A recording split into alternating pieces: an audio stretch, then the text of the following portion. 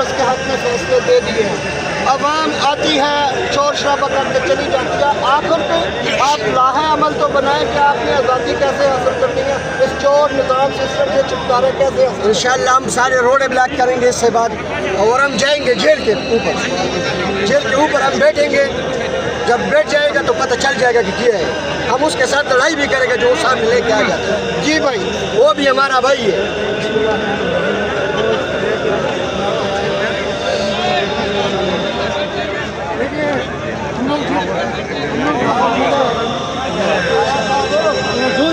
भाई ये खामोशी कब टूटनी है मेरे भाई? सिर्फ एक इशारा कर दें, खान साहब एक इशारा कर। खान ने तो कह दिया कि निकलो अपने लिए, अपनी नस्ल के लिए, सूरत के लिए। खान तो अपनी आपकी जंग लड़ रहा है जेल के अंदर भी रह के, लेकिन आप खान को वो चीज़ नहीं दिखा रहे जो खान चाहता है।